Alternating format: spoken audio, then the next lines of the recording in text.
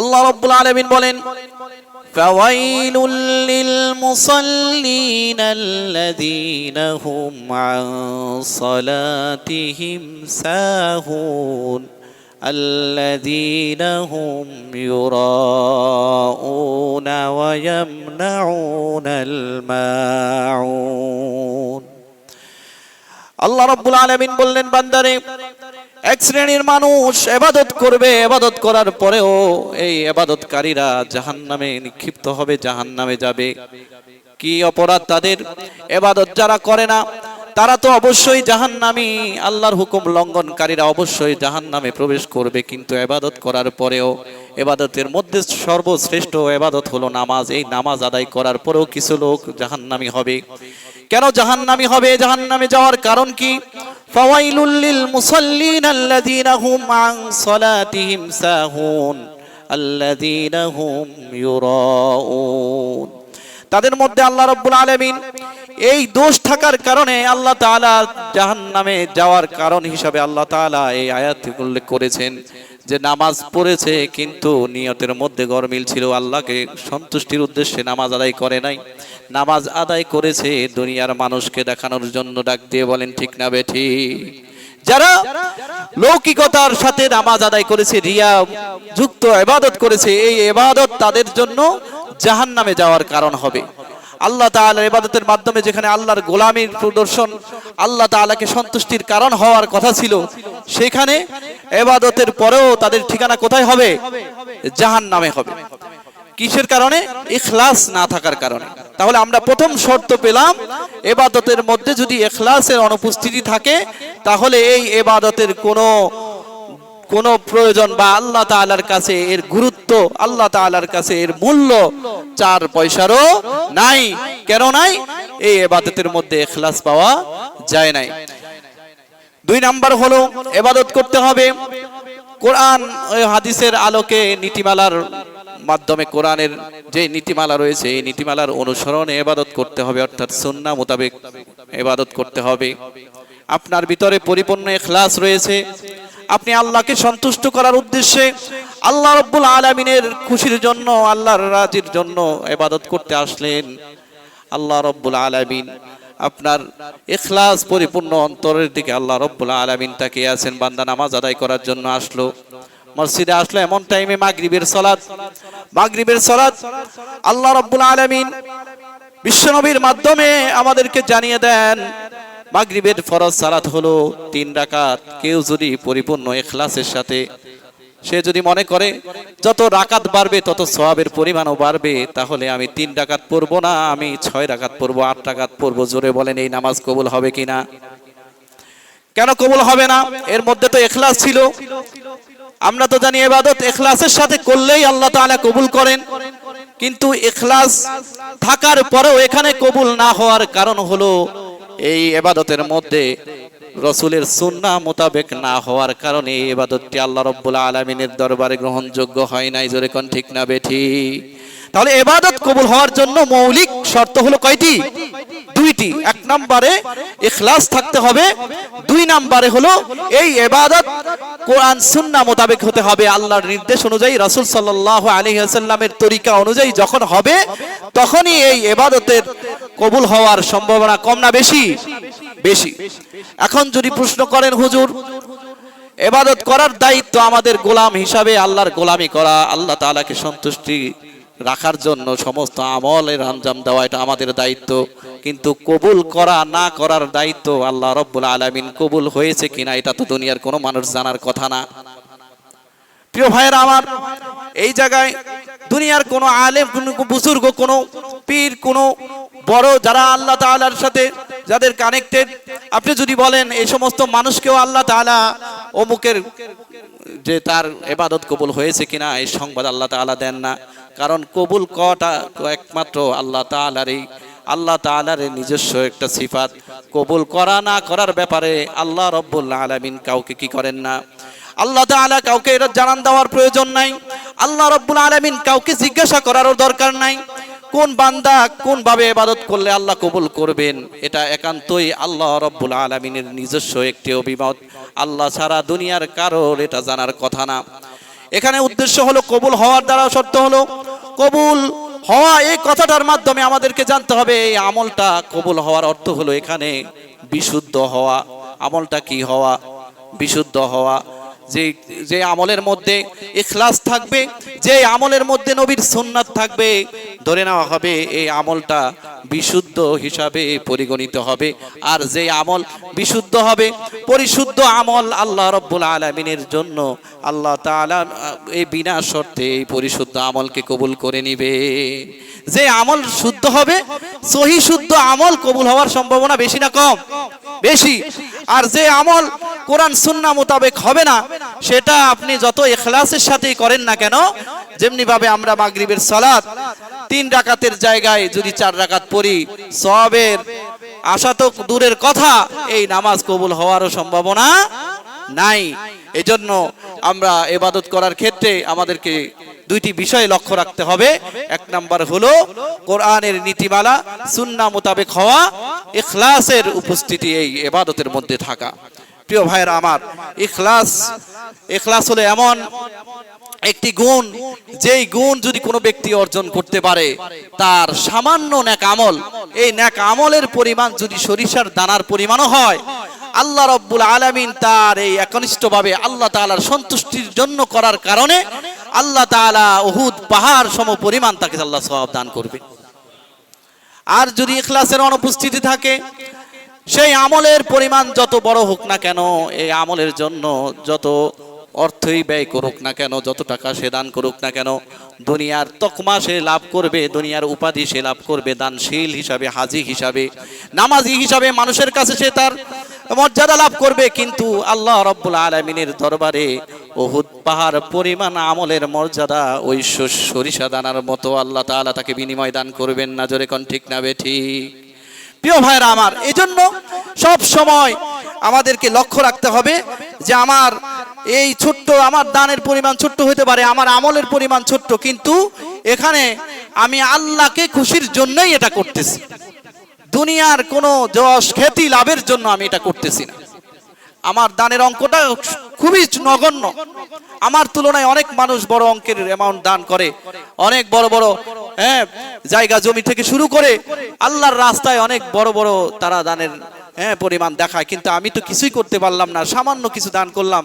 কিন্তু আমার অন্তরে যদি আল্লাহ তাআলার সন্তুষ্টি উদ্দেশ্য থাকে, তাহলে এই যে ছোট্ট দান, এটাই আমার জন্য নাজাতের উসিলা হয়ে যায়। আর যদি লৌকিকতা বা রিয়া যুক্ত আমল আমি করি, আমার দানের পরিমাণ যত বেশি হোক না কেন, এটা তো আমার সব লাভের কারণ হবেই না, বরঞ্চ জাহান্নামে যাওয়ার কারণ হবে। কারণ ফাওয়াইলুল লিল মুসাল্লিন, মুসল্লিদের এক শ্রেণীর মুসল্লি জাহান্নামে যাবে কিসের জন্য? শুধুমাত্র লৌকিকতা বা লোক দেখানো নামাজ আদায়ের জন্য। তারা কোথায় যাবে? জাহান্নামে যাবে।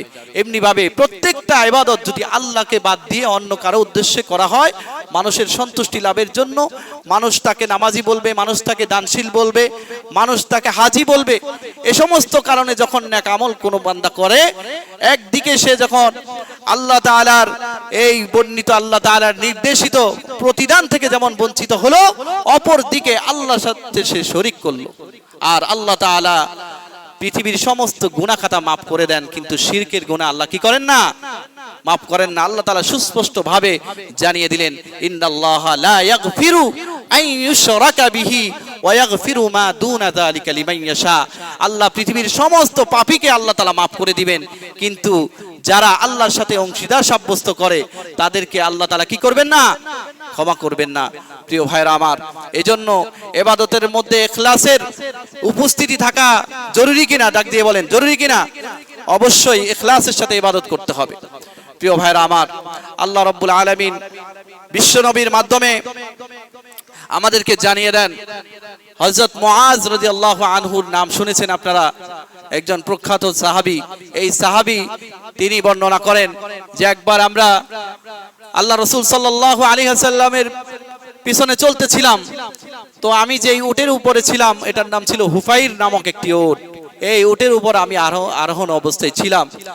আর রাসূল সাল্লাল্লাহু আলাইহি ওয়াসাল্লামকে জিজ্ঞাসা করা হলো, রাসূল সাল্লাল্লাহু আলাইহি ওয়াসাল্লাম ডেকে বললেন, ইয়া মুআজ, হে মুআজ, তুমি কি জানো যে আল্লাহ রাব্বুল আলামিনের বান্দাদের উপর আল্লাহ তাআলার হক কি। এরপরে আবার রাসূল সাল্লাল্লাহু আলাইহি ওয়াসাল্লাম নিজেই প্রশ্ন করলেন, হে মুআজ তুমি কি জানো যে আল্লাহর উপরে বান্দার হক কি? তখন মুআজ রাদিয়াল্লাহু আনহু জবাব দিলেন, আল্লাহু আ'লামু ওয়া রাসূলুহু, আল্লাহ তাআলাই সবচেয়ে ভালো জানেন, আল্লাহর রাসূল এই বিষয়ে সবচেয়ে বেশি ভালো জানেন। তখন হযরত মুআজ রাদিয়াল্লাহু আনহুকে আল্লাহর রাসূল জবাব দিলেন, বললেন, হে মুআজ তুমি এমন ভাবে ইবাদত করো, আনতা আবুদুল্লাহ, যে এমন ভাবে তুমি ইবাদত করবে যে লা ইউশরাক বিহি শাইআন, যে আল্লাহর সাথে কাউকে তুমি শিরক করবা না, শরীক করবা না, অংশীদার সাব্যস্ত করবা না। এটাই হলো বান্দার উপরে আল্লাহ তাআলার হক। ডাক দিয়ে বলেন সুবহানাল্লাহ। তাহলে আল্লাহ তাআলা বান্দার উপরে যে অধিকার রয়েছে তার মধ্যে সর্বপ্রথম অধিকার হলো শিরক মুক্ত ভাবে আল্লাহ তাআলার ইবাদত করা, আল্লাহর ইবাদতে কাউকে শরীক না করা। এটা হলো বান্দার উপরে কার হক? আল্লাহর হক। এবার আসেন আল্লাহ তাআলার উপরে বান্দার কি হক। হযরত মুআজকে আল্লাহ রাসূল সাল্লাল্লাহু আলাইহি ওয়াসাল্লাম জবাব দিয়ে বললেন যে আল্লাহ ইউআযিবা আবদাহু, এই আল্লাহ তাআলা তার বান্দাকে আযাব দিবেন না। কেন আযাব দিবেন না? যে ব্যক্তি শিরক মুক্ত ভাবে ইবাদত করলো, অংশীদার সাব্যস্ত করে নাই, এমন ইবাদতকারীকে আল্লাহ তাআলা পুরস্কার দিবেন, তাকে শাস্তি দিবেন না। এটাই হলো বান্দার হক আল্লাহর উপরে। ডাক দিয়ে বলেন সুবহানাল্লাহ। হযরত মুআজ এটা শোনার পরে তখন বললেন যে ইয়া রাসূলুল্লাহ, আমি কি এই সংবাদটা মানুষের কাছে প্রচার করব, মানুষকে জানায়া দিব? তখন আল্লাহ রাসূল সাল্লাল্লাহু আলাইহি সাল্লাম বললেন যে লা তুবাশশিরহু, এই সুসংবাদ মানুষকে দেওয়ার দরকার নাই। তখন মুআজ রাদিয়াল্লাহু আনহু বললেন, কেন? আল্লাহ রাসূল সাল্লাল্লাহু আলাইহি সাল্লাম বললেন যে তারা এটার উপরে নির্ভর করে ভরসা করে বসে থাকবে। মানুষ এটার উপরে কি করে বসে থাকবে? তাওয়াক্কুল করে বসে থাকবে। আল্লাহ তাআলার ইবাদত করতে গিয়ে যদি কোনো ব্যক্তি শিরক না করে, আল্লাহ তাআলা তাকে কি করবেন না? শাস্তি দিবেন না। এটা হলো আল্লাহর হক, আল্লাহ তাআলার উপরে বান্দার হক। আর বান্দার উপরে আল্লাহর হক হলো বান্দা ইবাদত করতে গিয়ে আল্লাহর সাথে অংশীদার সাব্যস্ত করবে না। প্রিয় ভাইরা আমার, আমরা সংক্ষিপ্ত উপায়ে সহজ পদ্ধতিতে আমরা জান্নাতে যেতে চাই, যেখানে বিশ্বনবী প্রত্যেকটা আমলের ব্যাপারে বলেছেন বাল্লিগু আন্নি ওয়ালাউ আয়া, আমার পক্ষ থেকে যদি একটা বাক্য তুমি জানো সেটা প্রচার করো, অন্যের কাছে কি করো? পৌঁছায়া দাও। আর এই আমলের ক্ষেত্রে আল্লাহ রাসূল সাল্লাল্লাহু আলাইহি সাল্লাম কি করলেন?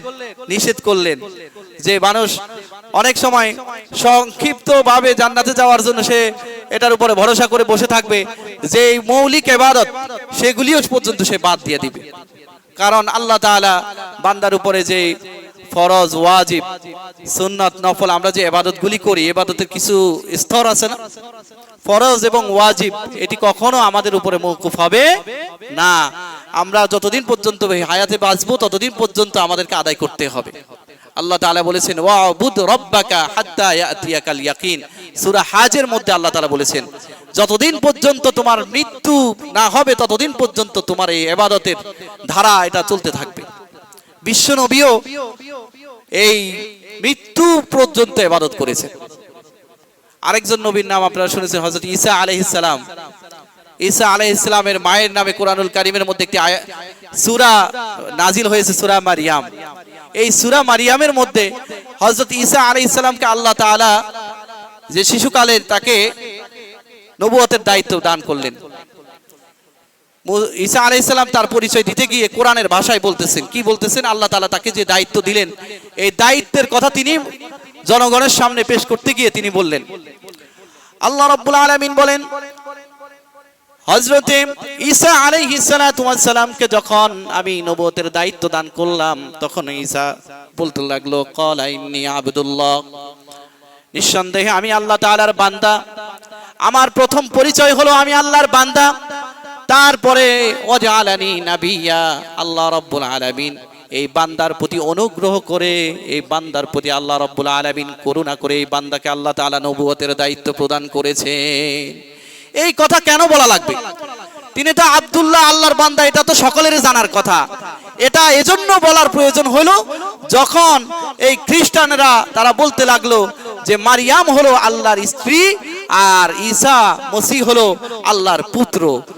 তারা তখন স্বীকৃতি দিতে লাগলো যে একজন কখনো খোদা না, খোদা হলো টোটাল তিনজন। কয়জন?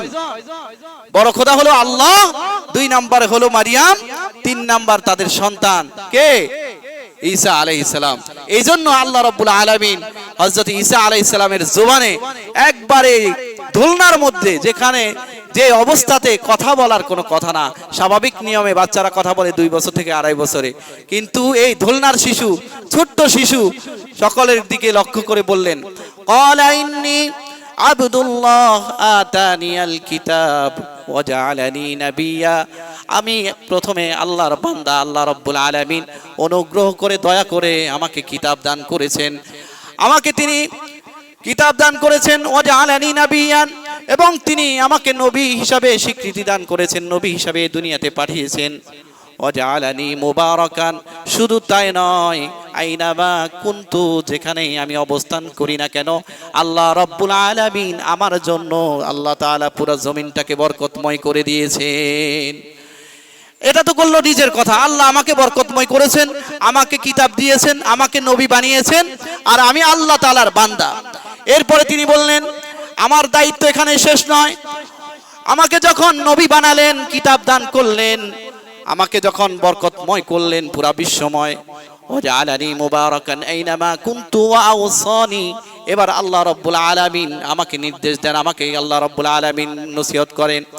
আল্লাহ রাব্বুল আলামিন আমাকে নির্দেশ দিয়ে বললেন, ওয়া আওসানি বিস সালাতি ওয়াজ যাকাতি মা দুমতু হাইয়া, যতদিন পর্যন্ত তুমি এই জমিনে জীবিত থাকবে ততদিন পর্যন্ত আমি আল্লাহ তাআলা তোমার উপর নামাজ এবং যাকাতকে ফরজ করে দিলাম। ডাক দিয়ে বলেন সুবহানাল্লাহ। তিনি বলেন আওসানি, আমাকে আল্লাহ বললেন বিস সালাত ওয়াজ যাকাত, সালাতের কথা, নামাজের কথা আর যাকাতের কথা, কতদিন পর্যন্ত আমাকে এটা করতে হবে, এই দায়িত্ব পালন কতদিন করব? মা দুমতু হাইয়া, যতদিন পর্যন্ত আমার জীবন বাকি থাকবে। তো মানুষের জীবন যতদিন বাকি থাকবে ততদিন পর্যন্ত তার জন্য ইবাদতও বাকি থাকবে। এক মুহূর্তের জন্য কি হবে না? আল্লাহর পক্ষ থেকে ইবাদত মওকুফ হবে না। যদিও আমাদের দেশের কিছু ভণ্ড পীর তারা বলে যে কামেল হয়ে গেলে আর ইবাদত লাগে না, যে ইবাদত করতে করতে তুমি যখন কামেল হয়ে যাবা তখন আর কি লাগে না? নামাজ রোজা লাগে না, কামেল হয়ে গেছে। তো কামেল হইতে হইতে এমন অবস্থা হয়ে গেছে, পরনের মধ্যে যে লুঙ্গি ফরজ, এটাও অনেক সময় এই কামেলের লাগে না। এই জন্য কি হয়, ওই লাল শালু মাথায় নিয়ে ঘুরে, কিন্তু ফরজ তরক হয়ে গেছে, এদিক দিয়া খবর নাই। যেরকম ঠিক না বে ঠিক? প্রিয় ভাইয়েরা আমার, আমরা এই দেশে একটু আগে আমরা বলেছিলাম যে আমরা সংক্ষেপ রাস্তায়, সহজ পদ্ধতিতে কোথায় যেতে চাই? জান্নাতে যেতে চাই। যার কারণে দেখা যায় যে পীর নামাজ রোজার কথা বলে, জিকির আজকার, কোরআন তিলাওয়াত, দান সাদাকার কথা বলে, এই পীরের ধারে কাছে আমরা নাই। যেই পীর বলে আমার মুরিদ হওয়ার পরে নামাজ রোজার দরকার নাই, জিকির আজকারের দরকার নাই, সারাক্ষণ গান বাজনা ঢোল তবলা নিয়ে পড়ে থাকবা, তাইলে তোমার জন্য যথেষ্ট হয়ে যাবে। এই পীরের অনুসারীর সংখ্যা কম না বেশি? এই ধরনের পীর এই দেশে আছে না নাই? বহুত আছে। প্রিয় ভাইরা আমার, আজকে এই মিম্বর থেকে যখন এই হকের কথা বলা হয় তখন ইমামদের উপরে চাপ আসে, ইমামদেরকে বিভিন্নভাবে হুমকি দামকি, তাদের উপরে প্রভাব বিস্তার করতে চায় এক শ্রেণীর লোকেরা, যারা এই সমস্ত দরবারের মুরিদ, যাদের পীরের দরবারে একবার যাওয়ার পরে জীবনে আর মসজিদের দরবারে যাওয়ার লাগে, আল্লাহ তাআলার দরবারে যাওয়ার প্রয়োজন তাদের নাই। তারা মনে করে আজরাইল আমার কাছে আসার আগেই পারমিশন নেওয়ার জন্য আমার পীরের দরবারে যায়। এটা আমার কথা না, এই দেশের একজন কথিত পীর, ভণ্ড পীর, সে তার ভক্তদেরকে বলতেছে যে তুমি যখন মৃত্যুর একবার সন্নিকটে চলে আসবে, মৃত্যু শয্যায় চলে যাবে, তখন আজরাইল প্রথমে আমাদের দরবারে আসবে। আসার পরে বলবে যে হযরত, আপনি যদি অনুমতি দেন, আপনার অমুক মুরিদের জান কবজের সময় হয়ে গেছে, আমি আপনার অমুক মুরিদের জানটা কবজ করতে চাই। পীর সাহেব যদি অনুমতি দেয় তখন আজরাইল নাকি সেখানে যায়। নাউজুবিল্লাহ বলেন জোরে। প্রিয় ভাইয়েরা আমার, এরা এরা মানুষের ইবাদত তো নষ্ট করছে, মানুষের ঈমান আমল যতটুকুন থাকলে পরে জান্নাতে যাওয়ার একটা সম্ভাবনা ছিল সেটাও তারা নষ্ট করে দিচ্ছে। আজকে সে আবার বলতেছে যে তোমরা তো মৃত্যুর পরে পীর সাহেবরে ফোন দিয়া বলো যে হুজুর আপনার অমুক মুরিদ মারা গেছে, জানাজাটা পড়ানোর ব্যবস্থা করেন। পীর সাহেব অনেক সময় সশরীরে মানে নিজে উপস্থিত হন অথবা তার প্রতিনিধি পাঠান। এরকম জানাজায় আমরা অনেক সময় আমরা উপস্থিত হই, আমরা জানি। তো এই পীরেরা তখন তাদের মুরিদদেরকে বলে যে তুমি তো মুরিদের মৃত্যুর পরে আমাকে খবর জানাইছো, কিন্তু আজরাইল তো ওর কাছে যাওয়ার আগে আমি খবর পেয়ে গেছি। এটা তো আমার অনেক বড় কারিশমা, আমার অনেক বড় কারামত। এর চেয়ে বড় কারামত আর কি হইতে পারে? দুনিয়ার কোনো মৌলবীর খবর নাই, দুনিয়ার কোন সমাজে কোনো লোক মারা গেলে ওই এলাকার ইমাম সাহেব কি বলতে পারে?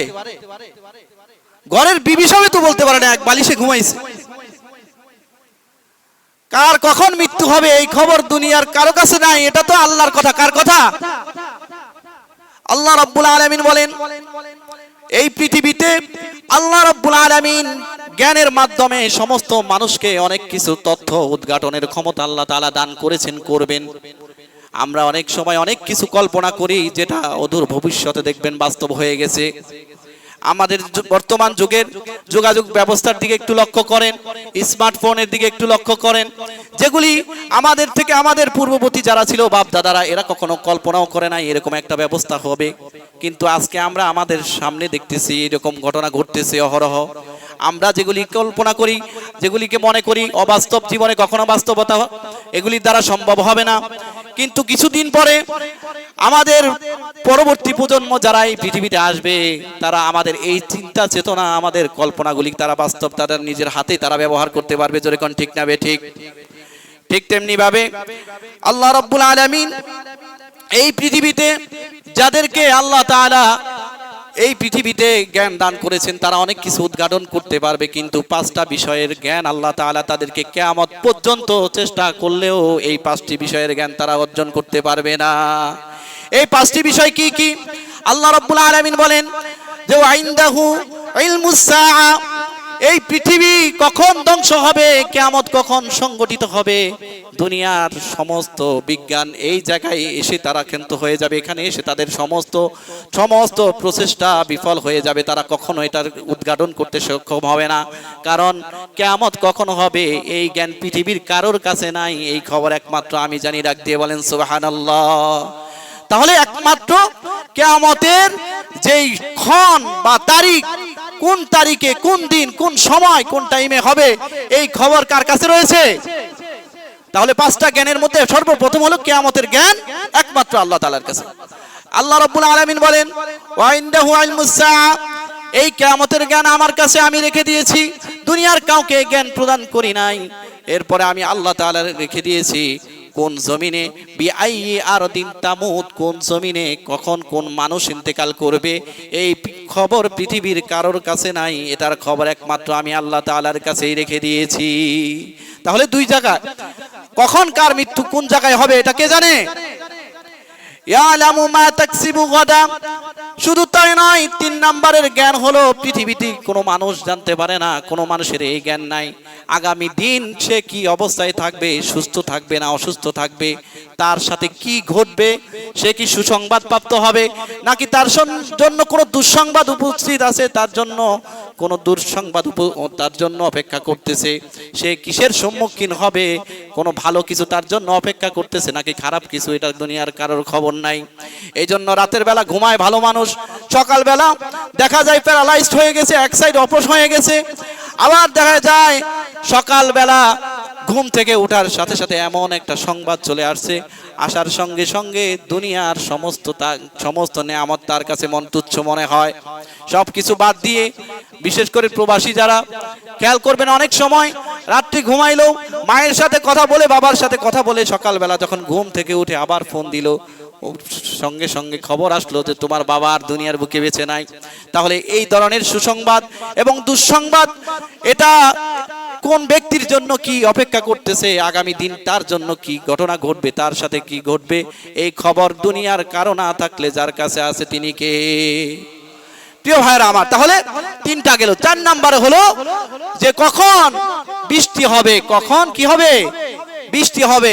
এই জন্য এই খবর দুনিয়ার কোনো আবহাওয়াবিদের কাছে নাই। দুনিয়ার আবহাওয়া অফিসগুলি ঘোষণা দেয় যে সম্ভাবনা আছে, হতে পারে, হ্যাঁ বিভিন্ন ধরনের ঝড় আসতে পারে, হ্যাঁ এই ধরনের বাতাস প্রবল বেগে বয়ে যেতে পারে, অমুক সময় অমুক জায়গায় বৃষ্টি হতে পারে। কিন্তু কখন কোন জায়গায় বৃষ্টি দিবেন আল্লাহ রাব্বুল আলামিন ছাড়া এই খবর কারোর কাছে নাই। 5 নাম্বার হলো আল্লাহ রাব্বুল আলামিন বলেন ওয়ায়ালামু মা ফিল আরহাম। এই পৃথিবীতে বিজ্ঞান যতই চেষ্টা করুক না কেন, বিজ্ঞান হয়তো বলতে পারবে মায়ের গর্ভে, মায়ের রেহেমের মধ্যে কি আছে, ছেলে নাকি মেয়ে সন্তান এখন 3 মাস পরেই বলে দিতে পারে। কিন্তু এই সন্তান কি ভাগ্যবান হবে নাকি দুর্ভাগা হতভাগা হবে, এই সন্তান কি পিতামাতার জন্য কল্যাণকর হবে, এই সন্তান কি পিতামাতার জন্য লাঞ্ছনা এবং গঞ্চনা অপমানিত হওয়ার কারণ হবে, এই খবর দুনিয়ার কেউ না জানলেও যিনি জানেন তিনি কে? প্রিয় ভাইরা আমার, তাহলে পৃথিবীর সকলকে আল্লাহ রাব্বুল আলামিন সব বিষয়ের জ্ঞান দান করেছেন, এই 5টি বিষয়ের জ্ঞান কি করেন নাই? দান করেন নাই। সুতরাং আল্লাহ রাব্বুল আলামিন জানেন কখন কার মৃত্যু হবে, এই খবর কোনো পীর সাহেবকে দেওয়া হয় নাই। যে সমস্ত পীরেরা এগুলি বলে মুরিদদেরকে সান্ত্বনা দেয়, মুরিদদেরকে এরা শুধু দুনিয়া কামানোর ধান্দা ছাড়া আর কিছুই নয়। আমার দেশে এই ধরনের বিজনেসের অভাব নাই। যারা পীরের ব্যবসা থেকে শুরু করে কবর, মাজার, এমন পর্যন্ত সমাজে সবচেয়ে নিকৃষ্ট লোক মারা গেছে। কিছুদিন আগে পত্রিকায় দেখলাম এক চোর মারা গেছে, চোরের কবর রে বাস উপর দিয়া লাল শালু দিয়া মাজারের বিজনেস শুরু হয়ে গেছে। নিজেকে পরিচয় দেয় মাজারের অমুক মাজারের খাদেম, উনি অমুক মাজারের খাদেম পরিচয় দিয়া মনে করতেছে যে আমি হইলাম দুনিয়ার মধ্যে সবচেয়ে কামেল ব্যক্তি, কারণ আমার মতো এরকম খেদমত দুনিয়ার আর কেউ করতেছে। এরা মানুষের ঈমান চোর। এরা কিসে চোর? ঈমান চুরি করে। যতটুকু ঈমান থাকলে পরে কিয়ামতের দিন আল্লাহ রাব্বুল আলামিনের দরবারে নাজাত পাওয়ার সম্ভাবনা ছিল বান্দার, সেই ঈমানটুকু ওরা চুরি করে নিয়ে যায়। প্রিয় ভাইরা আমার, তো আমি আমার ভাষায় অনেক সময় বলি যে ওরা কেমন মুসলমান, কেমন মুসলমান ওরা, যে ওরা নামাজ রোজার ধার ধারে নাই, এরপরে কবর পূজা, মাজার পূজা, তারপরে ভণ্ডামি দিয়া যাদের মধ্যে ভরপুর, এদেরকে নিয়ে আমি আমার ভাষায় একটা সঙ্গীত, ইসলামী সঙ্গীত আমি রচনা করছি। এটা কি আপনারা শুনতে চান? হ্যাঁ, অনেকে আবার মনে করছে জুমার দিন এগুলা ঠিক না। তো আল্লাহ রাব্বুল আলামিন আমাদেরকে, আমরা যা শুনলাম মৌলিক ইবাদত, আল্লাহ তাআলা আমাদের সকলকে ইবাদতগুলি ইখলাসের সাথে আল্লাহ তাআলার সন্তুষ্টির উদ্দেশ্যে কোরআন সুন্নাহ মোতাবেক, নামাজ তো সর্বশ্রেষ্ঠ ইবাদত, নামাজ থেকে শুরু করে আমাদের দান সাদাকা থেকে শুরু করে আমাদের পথ চলা, আমাদের এই যে মসজিদের দিকে আমরা রওনা করলাম, প্রত্যেকটা কদমে আল্লাহ তাআলা আমাদেরকে গুনাহ থেকে যেমন মুক্তি দিয়েছেন, ঠিক তেমনি ভাবে আমাদের আমলনামা আল্লাহ তাআলা সওয়াব দান করেছেন। আমাদের সমস্ত পদক্ষেপ যেন আল্লাহর সন্তুষ্টির উদ্দেশ্যে হয়, আল্লাহ তাআলার হুকুম অনুযায়ী হয়, নবীর তরিকা অনুযায়ী হয়। আল্লাহর হুকুম যেমনি ভাবে আমরা মানবো, ঠিক তেমনি ভাবে আমরা যেন আল্লাহ তাআলার নিষেধাজ্ঞাগুলিকে আমরা মেনে নিতে পারি। এই তৌফিক আল্লাহ তাআলা সকলকে দান করুন। সকলে বলি আমিন। ওয়া আখিরু দাওয়ানা আলহামদুলিল্লাহি রাব্বিল আলামিন।